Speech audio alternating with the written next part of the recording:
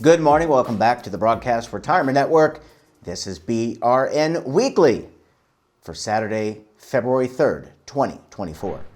And our top story today, odds of a rate cut in March slide. Joining me now to discuss this and a lot more, Jane King, financial journalist, joins us from the NASDAQ. Jane, always great to see you. Thanks so much for joining us on the program this morning. Good to see you, Jeffrey. Always a pleasure. Let's talk about the jobs report came out on Friday morning. Results? So, better than expected, 335,000 jobs added in January. The unemployment rate steady at 3.7%. So January is always a little weird. There's some seasonal factors, kind of hard to predict, but it was a strong number, and we've seen a couple of months of strong numbers, so maybe this is a trend. In fact, it was the strongest month of job growth since January of 2023. Professional business services, leisure hospitality, private education were the groups that added the most workers last month. So what'll be interesting is what the Fed does with this information. We saw immediately the chances of a March interest rate cut go down even more. They were already pretty low.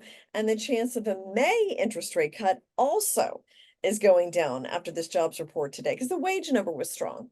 So that's inflationary. So any kind of interest rate cut probably not going to happen until the summer at the earliest. And let's talk about that. So what you're alluding to, if people haven't been following every day, and it's kind of hard to miss it because it's on it's basically top line news every day and everywhere.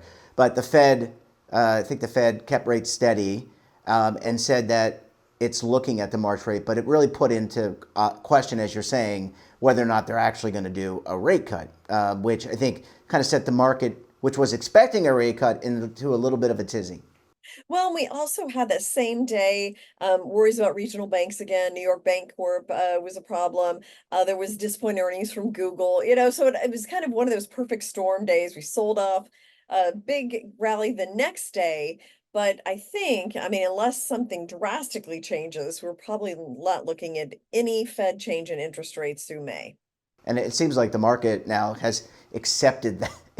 I don't know, when you define the market, it's so anonymous. I mean, it's not just one person, but they've kind of accepted that at least through May. Jane, I want to talk about some tech earnings, and you alluded to, there was the tech entrepreneurs, Mark Zuckerberg and others were testifying on Capitol Hill about child safety, but at the same time, we had tech numbers. Amazon earnings pretty darn solid, had a good holiday season, but what about Alphabet and some of the other tech company, Microsoft and others? Only one. Well, Apple was a little soft too. Apple talked about China sales were slowing. They've got some more competition there with Huawei, the Chinese smartphone company. Um, and iPhone sales, the 16, I don't think has been what people had hoped. They say it's too much like the 15, no real incentive there to buy a new phone. So Apple was a little soft. Amazon blowout. Meta is paying a dividend for the first time ever. So people like that, and they're buying up Meta stock. So those are the two winners with the big tech companies that we heard from this week. And Amazon deciding not to, they divorced from iRobot, and I actually have an iRobot. I like that thing. Yeah, I do Although too. I've been having a little bit of problems, by the way, iRobot, but that shouldn't dissuade Amazon from buying iRobot. That's kind of big tech news. And Jane, you attended an AI conference this week. AI, as we know, that's a topic du jour. It's like the flavor of the month club. How was the event, and what did you learn? So it was put on by some former media people who kind of started this thing called Media Copilot, and they're working with AI and they offer classes. But their theory is that AI is going to play an important role in the future of media in terms of writing stories and images and things like that. So we heard a lot of talk about that and just kind of keeping an eye on that and making sure that it's really doing what it's supposed to be doing in the media industry. So that was what this panel discussion was about last night. Yeah, I mean, I know, look, there have been deep fakes, I don't know what you call them, but fakes through AI of notable celebrities like Taylor Swift, unfortunately. And I think, we had the Hollywood strike, a couple months ago that went on for a while. It was about Yeah. writers, but there was a lot of concern about taking, and they've done some of this where they had de-aged Harrison Ford. They took Peter Cushing, who played Grand Moff Tarkin. They re-digitized him. So I think there's a lot of concern in the not just media, but entertainment about how people are going to be used. And Jane, you and I could be AI avatars. Well, maybe I could get some sleep if that would happen. I'll just That put my would, AR here or my AI avatar here and it can do these chip chats. yeah, you just can't replace this, as my mother would say. Jane, always great to see you. Thanks so much for joining us. We look Thanks. forward to having you back on the program again very soon. Talk to you next week. Thanks, Jane. Always great to see you. Thanks so much for joining us, and we look forward to having you back on the program next week. And when we come back, we take a look back at some of our best segments. You're going to want to stay tuned right here on BRN Weekly.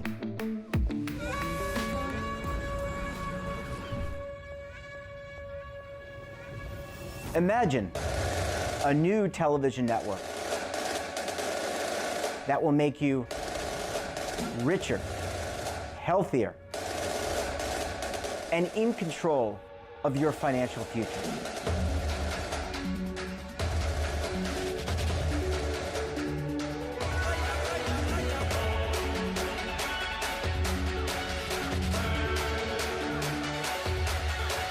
This network is for the policewoman in Nashville, Tennessee, the baker in Dubuque, Iowa, the teacher in Lexington, Kentucky. We want to make the idea of savings and retirement culturally relevant. But what do you see as a defining issue of the midterms? Especially for the smaller businesses. I mean, they are the lifeblood of the American economy.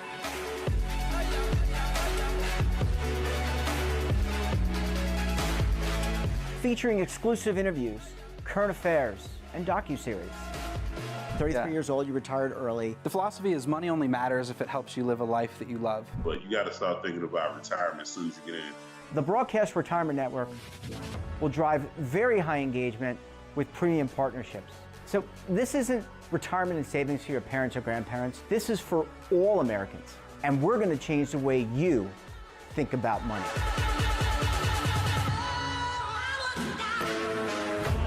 Welcome to the next frontier of retirement and savings. This is BRN, the Broadcast Retirement Network.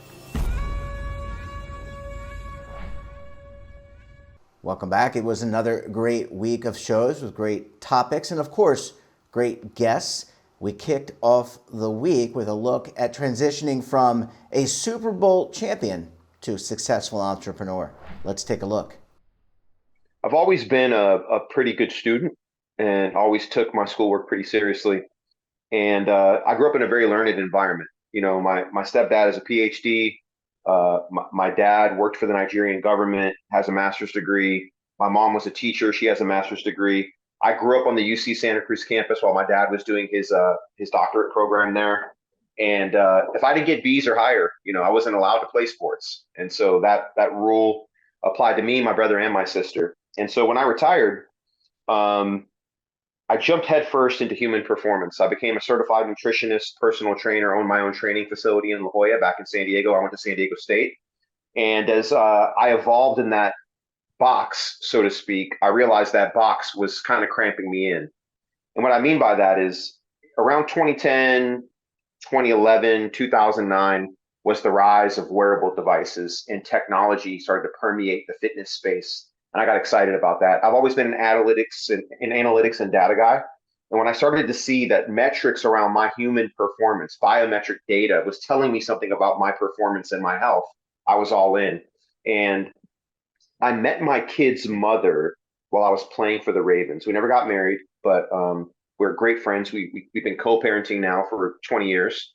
And I decided that I need to do two things to feel complete. One, I needed to be around my kids as much as possible. Two, I need to go back to grad school. And in 2014, I sold my fitness business. I enrolled at Johns Hopkins, where I completed my MBA with an emphasis in digital health. And I got to see my kids every day and coach flag football and soccer and be at PTA meetings and do all that stuff. And that put me on this kind of learned path. And from there, I started picking up things like AI and machine learning through some of the professors here at Hopkins. And that was the beginning of my entrepreneurial path starting in 2010. And I'm still blazing it now. You have to be your own best advocate, first of all, right? Like you have to know your own needs. You have to know your own shortcomings, and you have to be honest with yourself. And you asked me this question about transition. transition can be hard, especially if everything you've ever done is in that football bag, in that football basket, right? That's all you've associated with. Everything about who you are is tied to that. That's problematic.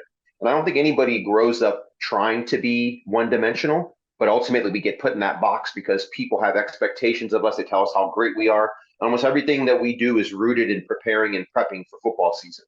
And I think it's a slippery slope, and it's in the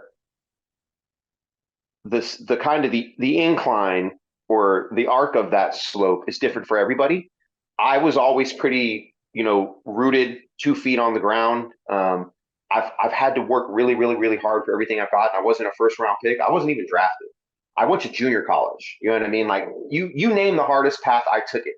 So I was always pretty resilient, and just the things that I've been through in life made me strong, right?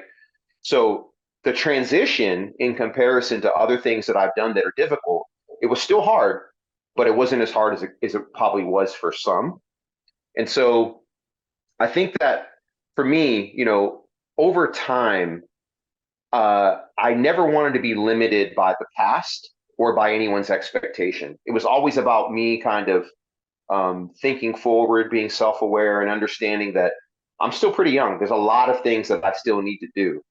And to be honest, I don't know if I answered your question just now, but I remembered that you did ask me about the transition. I want to focus in on that a little bit. Hopefully I touched on what you asked me. I think that I have a whole methodology and rubric on human performance, personal and professional. And when I do keynote speaking, or when I present my methodology to industry or even to students, I always start with the end. And the 5 character traits that every self-aware, self-actualized person has is authenticity, positivity, character, humility, and grace. If you can learn and master those 5 things, and once again, I shoot for perfection to do those things every day, knowing I never will, but that's okay. It's the attempt at it and the awareness of it that holds me accountable, right? So those 5 traits permeate everything. They're agnostic concepts. Doesn't matter where you are in your life. Doesn't matter how old you are. I always start there, and then I reverse engineer everything. And what is that? When you bring that together, that is resilience. That's what builds resilience, right? So. And we also discussed mixed reactions when it comes to the new Department of Labor fiduciary role. Imagine that. Let's take a look. Well, Jeff, I can tell you that the Spark members are opposed to the rule, and we've communicated that in our letters to the Department of Labor. As written today, it would prevent or call into question many of the things that Spark members do today to service plans and participants. And we talked about a few of those in the previous segment. And these will negatively impact, these restrictions will negatively impact retirement savers. And even if it doesn't strictly prohibit a certain activity performed today, by simply calling it into question will cause many plan sponsors to simply choose not to offer that service. And as Adam mentioned, Spark has been particularly concerned with how the rule is likely to result in the reduction of many of the beneficial forms of participant assistance and the assistance that record keepers currently provide to plan sponsors as part of their clearly sales context. These activities promote healthy financial habits, like starting a plan, adopting a well-diversified portfolio, avoiding early distributions. These are all things that we don't want to see disappear because of this overly broad regulation. The comment period closed earlier this month, right at the start of January, on January 2nd. So right after we raised champagne glasses, we got to file a letter on behalf of Spark. And the DOL is going to be taking a look at those. They're going to be, thinking about the feedback they received and starting to work to get to a final rule. As you mentioned, they received a little over 19,000 comment letters. A lot of those, some of those are form letters, right? Things that a lot of people have sent in. But I think they've received maybe about 400 unique comment letters, again, including Spark's letter raising concerns with the proposal. And I think in the next couple of months, DOL is going to be looking to incorporate that feedback. But at the end of the day, I think the final rule is largely going to look very similar to how it's been proposed. There might be some tweaks around the edges, but for the most part, it was clear that this was the type of rule that they wanted to advance, and we would expect to see something very similar to the proposal. In terms of next steps, timelines, things like that, this is obviously a clear priority for the department. This is a clear priority for the administration. This was actually rolled out, unlike a lot of the rules sometimes in the retirement space, at a White House precedent involving the president, acting secretary of labor. They want to get this done, and we expect them to get it done quickly. One thing that is going to encourage them to get it done quickly is there's some special rules that say at the end of an administration, if there's an election and the opposing party can control both the White House and both houses of Congress, there's a special procedure under the Congressional Review Act, which makes it easier for that incoming party to essentially eliminate and erase regulations that were finalized at the end of the term. There's a concern in an election year that those types of things are in play. I think because of that, DOL is going to move to get this finalized very early in the year in order to avoid those challenges. It doesn't mean DOL thinks they know what the election is going to what the outcome of the election is going to be. But with a rule this significant, they don't want to jeopardize it or expose it to those types of challenges. That's kind of the conventional wisdom in terms of timing, what we expect to see. And obviously with the fiduciary rule, we've seen, surprises happen, things slip. We've been surprised before, but I think generally the conventional wisdom here is that we would expect to see a final rule early in the first half of 2024. Well, Jeff, back in 2016, Spark was not part of the court case, and we aren't currently planning to get involved this time either.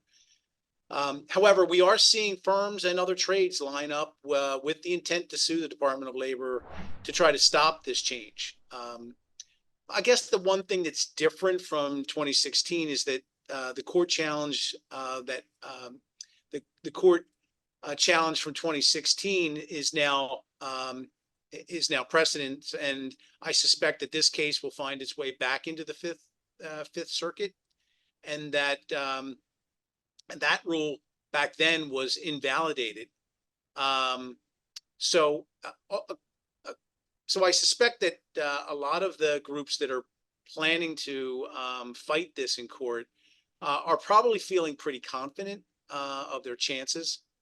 However, as you know, Jeff, outcomes of court battles are always a hard thing to predict. But again, I think the folks that are planning to fight, the industry folks that are planning to fight it, feel very favorable in terms of their chances. So I guess we're more not really sure what will happen, but I suspect that there will be a court battle. And that wraps up this episode of BRN Weekly. Have a topic of interest, someone you think we should talk to, drop us a line. And don't forget, for all the latest curated news and lifestyle, wellness, finance, tech, so much more, all in one place, check out today's edition of our daily newsletter, The Morning Pulse. Want to search our archives, check out our latest content? Then visit our website. We're back again tomorrow for BRN Sunday. We'll be taking a look at the big picture. We'll be joined by the Legal Eagles, David Levine and Kevin Walsh of Groom Law Group, and then Oliver Rennick of the Schwab Network will be here to break down markets. So until then, I'm Jeff Snyder. Stay safe, keep on saving, and don't forget, roll with the changes.